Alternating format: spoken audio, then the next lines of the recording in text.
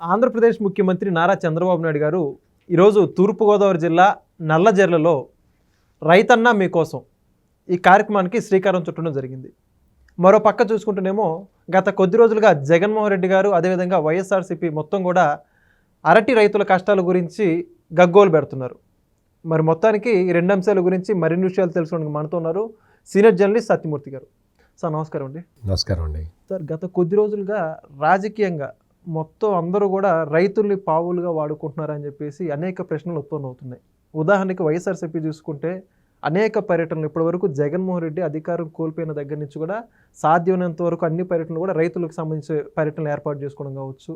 కూటమి ప్రభుత్వం కూడా రైతుల మేలును దృష్టిలో ఉంచుకొని అన్నదాత సుఖీభవ, మరో పక్క చూసుకుంటే ఇప్పుడు తాజాగా రైతన్న మీకోసం కార్యక్రమం ఏర్పాటు చేయడం, మొత్తానికి రైతులకు సంబంధించిన రాజకీయం గురించి మీరు ఏమంటారు? అంటే ఇక్కడ రాజకీయం మీరు అన్నమాట వాస్తవమే, ఇది రాజకీయమే. కాకపోతే ఏంటంటే ఒక చిన్న తేడా ఉంది. చంద్రబాబు నాయుడు చేసేదేమో పాజిటివ్ రాజకీయం, జగన్మోహన్ రెడ్డి చేసేదేమో నెగటివ్ రాజకీయం.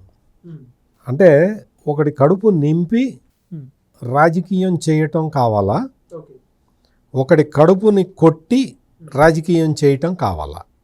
ఇది ప్రధానమైన ప్రశ్న. ప్రజలు ఇప్పటికే మా కడుపు కొట్టేవాడు మాకు అక్కర్లేదు అని తీర్పు చెప్పారు. భవిష్యత్తులో కూడా అదే చెప్తారు, అందులో డౌట్ సందేహం ఏం లేదు. ఇక్కడ మనం మాట్లాడుకోవాల్సిన పాయింట్ ఏంటి అంటే, రాష్ట్రంలో ఆంధ్రప్రదేశ్ మొత్తం ఆంధ్రప్రదేశ్లో ఉన్న రైతుల్లో ఎక్కువ మంది పండించే ఎక్కువ పంట ఏది వెంకట గారు? బహుశా వరి అనుకుంటున్నానండి. వరే, బహుశా ఉంది వరే. ఓకే. మరి వరి రైతుల గురించి ఎప్పుడన్నా జగన్మోహన్ రెడ్డి మాట్లాడా?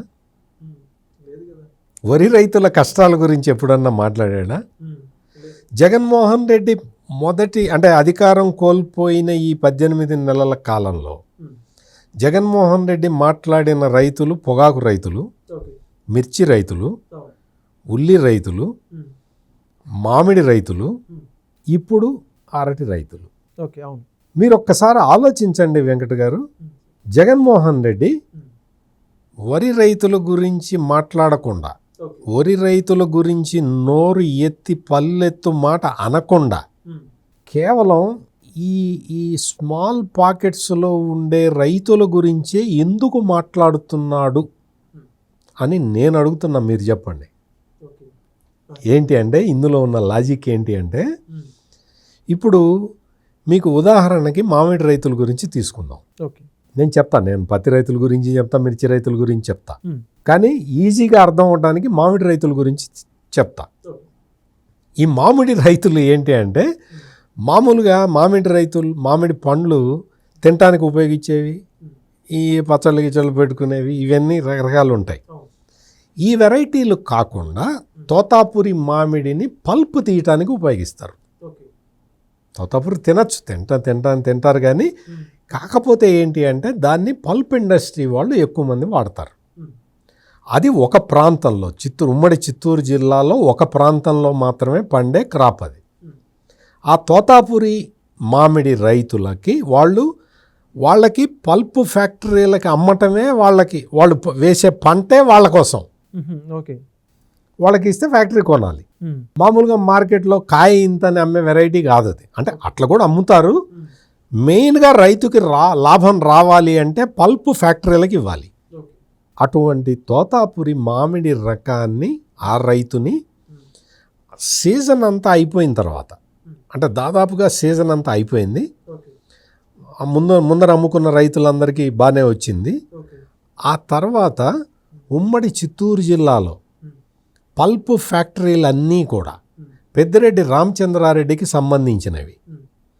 వాళ్ళందరూ ఆ తర్వాత కూడబలుక్కొని తోతాపురి ఒకటే వెరైటీ వస్తున్నది మార్కెట్లోకి, ఇదే అదనని చెప్పి వాళ్ళు కట్టడి చేసి రేటు తగ్గించి ఇంతే రేటు ఇస్తామని రైతులకి చెప్పి రైతులు అంటే వాళ్ళు ఒక డిస్ట్రెస్లోకి వచ్చేలాగా చేశారు.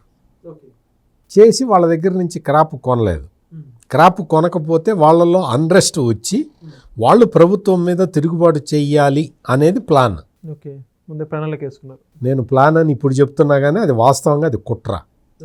అటువంటి కుట్ర దశ పరిపక్వతకు రాగానే అంటే మామిడికాయ పండగానే జగన్మోహన్ రెడ్డి రంగంలో దిగి మామిడి రైతులకి అన్యాయం జరిగిపోతున్నది, కూటమి ప్రభుత్వం ఏం చేయటం లేదు, మామిడి రైతులను అన్యాయం చేస్తుందని మొదలుపెట్టాడు, శోకాలు మొదలుపెట్టాడు. మరి పల్ప్ ఫ్యాక్టరీలన్నీ నీ పార్టీ వాళ్ళవే కదా, మరి పల్ప్ ఫ్యాక్టరీలు ఎందుకు కొనలేదు అంటే అక్కడి నుంచే నువ్వు కుట్ర మొదలుపెట్టావు. మొదలుపెట్టి ఇవన్నీ కూడా రాష్ట్ర ప్రభుత్వం గమనిస్తూనే ఉంది. అందుకనే మొదట మామిడి రైతులన్నీ కాపాడింది. మొత్తం అందరూ గిట్టుబాటు ధర వచ్చేసింది, మామూలు ఏమీ లేదు. తోతాపూరి ఎప్పుడైతే పల్ప్ ఫ్యాక్టరీల వాళ్ళు బిగిస్తున్నారో పల్ప్ ఫ్యాక్టరీల వాళ్ళని పిలిచి చంద్రబాబు నాయుడు వార్నింగ్ ఇచ్చాడు. మామిడి రైతుల దగ్గర నుంచి వాళ్ళకి ఏదైనా ఇబ్బంది పెడితే మీ తాట తీస్తానని చెప్పి వార్నింగ్ ఇచ్చాడు. అయినా సరే వీళ్ళందరూ బాగా ఖతర్నాకులు కదా, జగన్మోహన్ రెడ్డి మనుషులంటే అంత తేలిగ్గా మాట వింటారా? వాళ్ళు రైతుని ఇబ్బంది పెట్టాలని చూశారు. ఇబ్బంది పెట్టాలని చూసినప్పుడు రాష్ట్ర ప్రభుత్వం ఒక నిర్ణయం తీసుకుంది. దేశంలో ఏ రాష్ట్రం కూడా తీసుకొని ఒక బ్రహ్మాండమైన నిర్ణయాన్ని చంద్రబాబు నాయుడు తీసుకున్నాడు. ఏంటో తెలుసా? అది రైతులు పల్ప్ ఫ్యాక్టరీకి వేస్తే మామూలుగా రైతుకి 12 రూపాయలు రావాలి. పల్ప్ ఫ్యాక్టరీ వాడు 8 రూపాయలే ఇచ్చాడు అనుకో, మిగిలిన 4 రూపాయలు ప్రభుత్వం ఇస్తుంది. డైరెక్ట్గా రైతు అకౌంట్లోకి ఆ మిగిలిన 4 రూపాయలు వేసే ఒక నూతన విధానాన్ని, దేశంలో ఎక్కడా లేని నూతన విధానాన్ని చంద్రబాబు నాయుడు తీసుకొచ్చి ప్రవేశపెట్టి మామిడి రైతులను ఆదుకున్నాడు. అట్లాగే పత్తి రైతుల్ని కాటన్ కార్పొరేషన్ ఆఫ్ ఇండియాతో మాట్లాడారు. ఏ క్వాలిటీ కూడా చూడకుండా కొనమని చెప్పి ఆదేశాలు ఇచ్చారు. అట్లా కొన్నారు. మీరు ఏదైనా కానీ మిర్చి కానీ పత్తి కానీ మామిడి కానీ మీరు ఏది తీసుకున్నా కానీ అది క్వాలిటీ, అందులో ఉన్న మాయిశ్చర్ కంటెంట్, గింజ ఇవన్నీ చూసే కొంటారు. అటువంటి నిబంధనలని సడలిస్తే అవి తీసుకొని ఏం చేయాలి? ఏం చేయలేరు. అవి నేషనల్ ఇంటర్నేషనల్ స్టాండర్డ్లో ఉంటే తప్ప కొనరు. అయినా సరే ఎగ్జంప్షన్ ఇచ్చి కొనుగోలు చేశారు. కాటన్ రైతుని ఆదుకున్నారు, మిర్చి రైతుని ఆదుకున్నారు. పొగాకు రైతుకి ఏమొచ్చింది అంటే ప్రతి సంవత్సరం ఎక్స్పోర్ట్ ఆర్డర్లు విపరీతంగా వచ్చేవి. ఈ ఇయర్ ఎక్స్పోర్ట్ ఆర్డర్లు రాలా. లోకల్గా మార్కెట్ ఉండదు పొగాక్కి. దాంతో రైతు ధర పడిపోయింది. దాన్ని మళ్ళీ మాట్లాడి ఇంటర్వ్యూన్ అయ్యి ప్రభుత్వం అందులో ఇంటర్వ్యూన్ అయ్యి వాళ్ళని ఏదో విధంగా రక్షించింది, కాపాడింది. జగన్మోహన్ రెడ్డి ఈ స్మాల్ పాకెట్ ఫార్మర్స్ ఇష్యూని రాష్ట్రం మొత్తం ప్రచారం చేసుకుంటూ తిరగటం వెనక కుట్ర ఏంటి అంటే ఇదే జగన్మోహన్ రెడ్డి వరి రైతుల గురించి మాట్లాడితే అందరికీ తెలుస్తుంది. వరి రైతుకి సంబంధించిన సమస్య అందరూ ఫేస్ చేస్తారు. సమస్య ఉన్నా, కష్టం ఉన్నా, సుఖం ఉన్నా, నష్టం ఉన్నా, ఏదున్నా అందరికీ తెలుస్తుంది. అందులో అబద్ధాలు చెప్పడానికి కుదరదు. అందుకని స్మాల్ పాకెట్ ఫార్మర్స్ని తీసుకొని ఈ జగన్మోహన్ రెడ్డి అబద్ధాలు చెబితే రాష్ట్రం మొత్తం నమ్ముతుంది అన్న ఏకైక ఉద్దేశం. ఇప్పుడు అరటి విషయానికి వద్దాం. అరటి పంటకు సంబంధించి అరటి మొత్తం అంటే చాలా రాష్ట్రంలో చాలా ఏరియాల్లో పండుతుంది. చాలా ఏరియాల్లో వాళ్ళందరూ మార్కెట్కి వేసేసారు, వాళ్ళ డబ్బులు వాళ్ళకి వచ్చేసినాయి, అంతా అయిపోయింది. ఇప్పుడు రాయలసీమకి సంబంధించిన అరటి ఇప్పుడు వస్తూ ఉన్నది.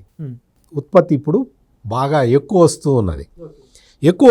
ఎందుకో ఎక్కువ వస్తున్నది, మొత్తం రాష్ట్రం వ్యాప్తంగా ఒక్క అరటే కాదు ప్రతి క్రాప్ కూడా ఈ సంవత్సరం బంపర్ క్రాప్ వచ్చింది. ఎందుకు అంటే దేవుడి దయ వల్ల వర్షాలు పడ్డాయి, కూటమి ప్రభుత్వం వచ్చి డ్రిప్ ఇరిగేషన్ సబ్సిడీలు ఇచ్చింది, ఎరువులు ఎంత కావాలో అంత ఎరువులు ఇచ్చింది, అన్ని రకాల సౌకర్యాలు రైతుకి ఇందాక మీరు చెప్పినట్టు అన్నదాత సుఖీభవ డబ్బులు పడుతూ ఉన్నాయి. Every farmer is happy. దాంతో ఉత్పత్తి కూడా పెరిగింది. ప్రతి క్రాప్ కూడా ఉత్పత్తి పెరిగింది. ఉత్పత్తి పెరిగిన ఈ దశలో ఒక చిన్న దురదృష్టం, రైతుకి ఎటు అదృష్టంతో పాటు దురదృష్టం కూడా వస్తూ ఉంటుంది. ప్రకృతి ఈ సీజన్లో ఎక్కువ వర్షాలు పడటం వల్ల, తుఫాన్లు రావటం వల్ల అరటి స్కిన్ మీద మచ్చలు వచ్చినాయి. దాంతో ఏమైంది అంటే ఈ ఎక్స్పోర్ట్ కానీ ఇతర రాష్ట్రాలకు పంపించడంలో కానీ కొంత సమస్యలు వచ్చినాయి.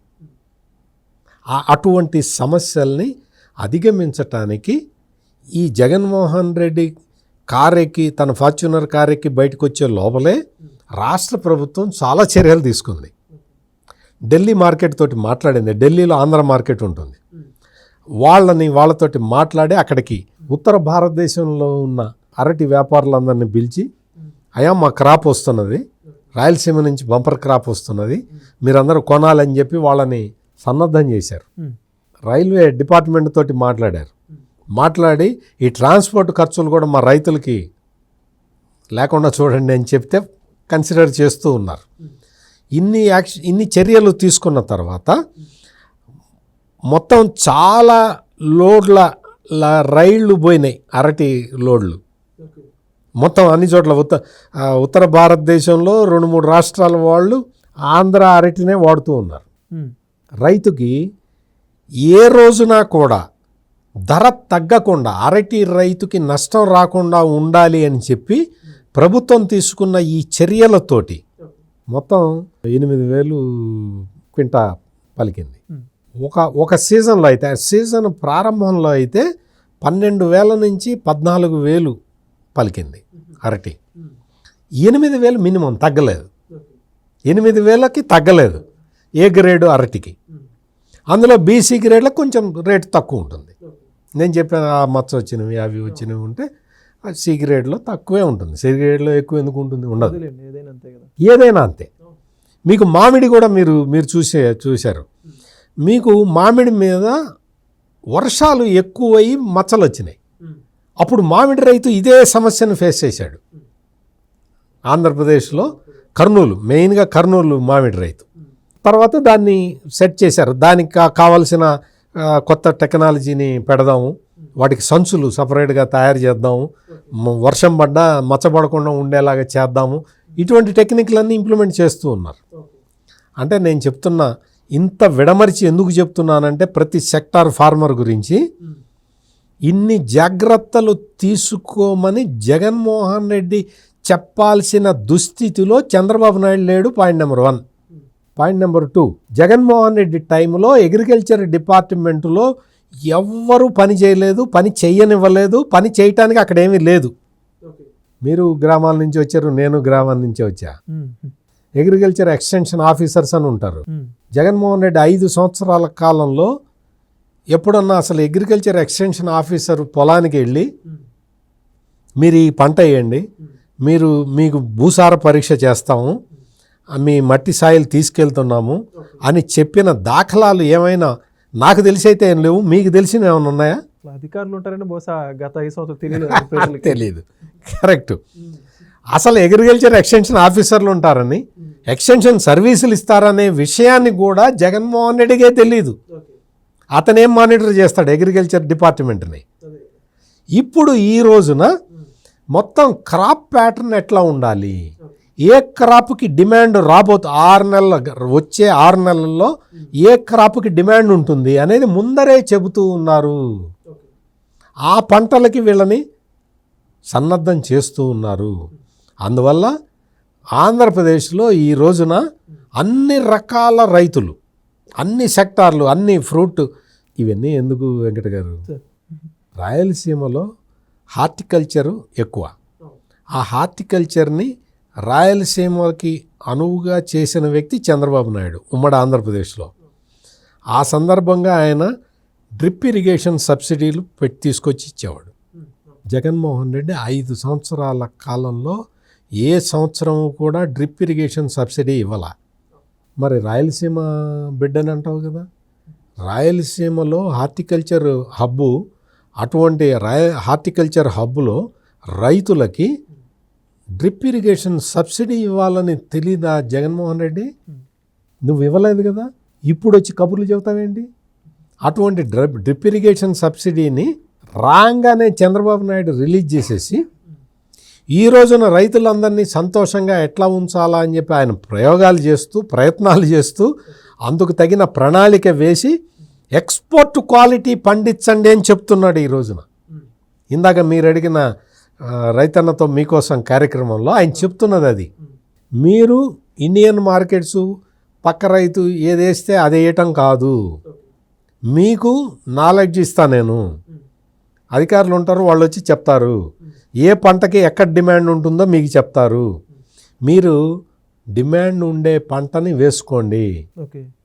దాన్ని మార్కెటింగ్ చేసే బాధ్యత మా ప్రభుత్వం తీసుకుంటుంది. మీకు అంటే పక్క రైతు ఏం చేస్తున్నాడో చూసి కాపీ కొట్టక్కర్లేదు, మీరు వెరైటీగా వెళ్ళండి, అప్పుడు మీకు లాభం రెట్టింపు అవుతుంది అని చెప్తూ ఉన్నాడు. వెంకట గారు, ఇటువంటి విషయాలు ఏ రోజునన్నా జగన్మోహన్ రెడ్డి చెప్పటం మీరు విన్నారా? లేదండి, అసలు లేదు. మరి ఇంకెందుకండి ఈ జగన్మోహన్ రెడ్డికి అగ్రికల్చర్ గురించి తెలియదు, అగ్రికల్చర్కి సబ్సిడీలు ఇవ్వాలన్న జ్ఞానము లేదు, రైతులకి ఎటువంటి సౌకర్యాలు ఇచ్చి రైతుల్ని అప్గ్రేడ్ చేసి వాళ్ళకి ఈ ఫుడ్ ప్రాసెసింగ్ యూనిట్లు తీసుకొచ్చి లాజిస్టిక్స్లో ఎటువంటి సమస్యలు లేకుండా చేసి వాళ్ళ ప్రొడ్యూస్ని విదేశాలకి ఎక్స్పోర్ట్ చేద్దామన్న ఆలోచన, ఇటువంటి పరిజ్ఞానం, ఇటువంటి విజ్ఞానము లేని వ్యక్తిని చంద్రబాబు నాయుడుతో కంపేర్ చేయటం అంటే ఇంకేం చెప్పమంటారు మీకు? చంద్రబాబు నాయుడు ఆలోచనలు రైతుని ఎట్లా సెల్ఫ్ సస్టైనబిలిటీ, రైతుకి ఎట్లా తీసుకురావాలని ఆలోచించే వ్యక్తి ఆయన. రైతుతోటి రాజకీయం చేసే వ్యక్తి జగన్మోహన్ రెడ్డి. ఇంకా దీంతో అర్థమైపోయింది, ఆంధ్రప్రదేశ్ ప్రజలందరికీ అర్థమైపోయింది. కాబట్టే ఈ రోజున జగన్మోహన్ రెడ్డి ఎన్ని రకాల కుట్రలు, కుతంత్రాలు, కుయుక్తులు పన్నినా కానీ, ప్రాంతాల వారీగా రైతుల్ని రెచ్చగొట్టాలని చూసినా కానీ, పంటల వారీగా రైతుల్ని విభజించాలన్న ప్లాన్ వేసినా కానీ ఎవ్వరూ స్పందించట్ల. మొత్తానికి నారా చంద్రబాబు నాయుడు గారు రైతులకు సంబంధించి ఏ విధమైన వినూత్న కార్యక్రమాలు తీసుకుంటున్నారో చాలా చక్కగా చెప్పారు సార్. Thank you. నమస్కారం అండి. Please subscribe to Leo News for more videos.